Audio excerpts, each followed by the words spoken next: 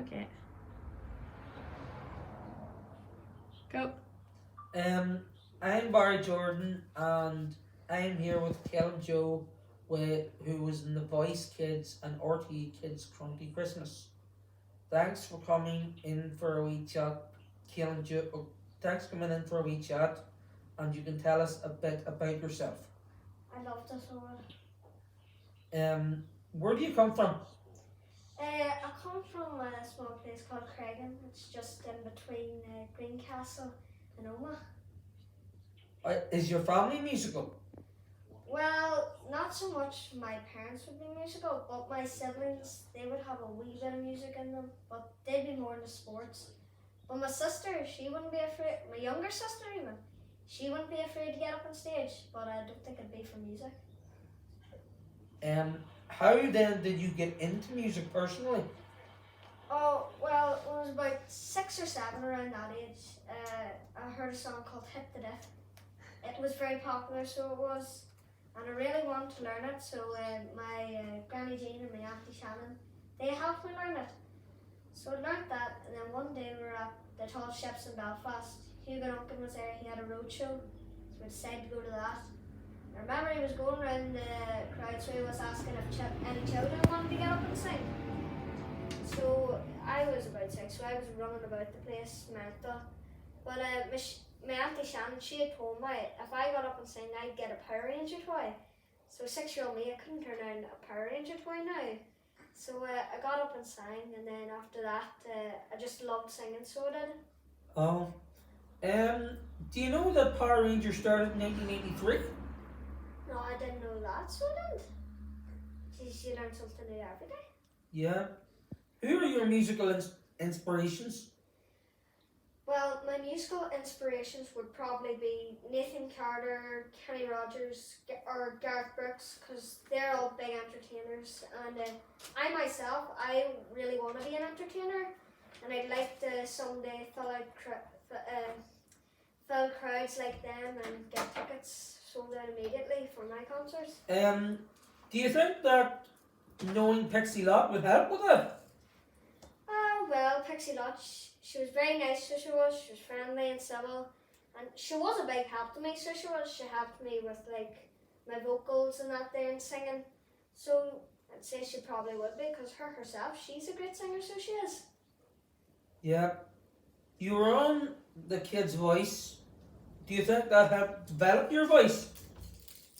Definitely, because when I had got onto The Voice, it was really the first time that I actually got coaching for my singing, like singing lessons and that there. And I learned a lot more about music than I did before it. And I think it also boosted my confidence nearly, because after I was off The Voice, a lot of people seemed to know me more, and I got out to more places, so it did. So yeah, I think it did help develop my singing career and that there. Where would you see yourself in 10 years? I don't really know. I might love to go to Nashville, or maybe fill out concerts like Garth Brooks in Croke Park. How would you imagine that to happen?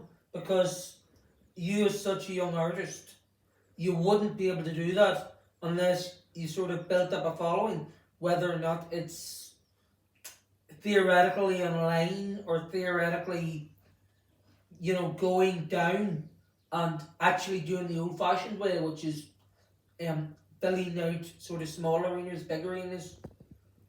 Well, even if I felt out a small gig, that would be nice, or even just working hard at singing, really, improving, even learning just little tricks to get better in that there, or like getting tips for other people in that there, helping me build up my singing. And also, as you would say, a big following would also help as well, because then that would mean even more people would probably come to my gigs and that there. So would you plan, if you didn't go into music directly, or you weren't able to learn from it, would you actually plan to be a coach of singing? I don't know, I wouldn't say I'm a great teacher now, so I wouldn't, but coaching, it'd be a good idea, because then I'd actually get to teach people like my way of singing and like other people's how to sing.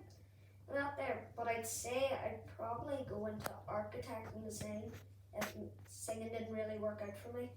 Oh, okay. Well, have you ever thought of your education, or do you just consider that there as a step back, and you're going to go into music no matter what? Well, some gigs they would get in the way of like of like education out there because sometimes they might not come home to maybe like 10 or 11 o'clock and that there, and I'd be sitting at the kitchen table trying to get homework done. So I think that even if school was there, and I mean it is, like I think I'd still go on with singing because it's something that I love and I enjoy sort of. Do you find school more supportive of your career? School would be very supportive because teachers are not there, and especially my music teacher, and even like singing lessons and that there, they'd be very supportive of what I do and helping me get better in that there, giving me support if I went out to a gig or that there, or even maybe even something bigger. Oh, okay. Thank you for coming, Caillín Joe, and I hope to see you in the near future, whenever that may be. I have to say it was a pleasure coming here, and thank you for inviting me. And I loved this wee interview that we had. It was nice chatting to you, so it was. Yeah. Would you mind coming back another day? Yeah, I'd love to come back if you had even more questions to ask next time. I'd love to answer them. Yeah. More as you develop your career, I mean. Yeah, maybe if I get a wee bit more popular or maybe a wee bit less popular, you might still have more questions to ask, and I'd love to come and answer them for you. Okay, thank you. Thank you as well.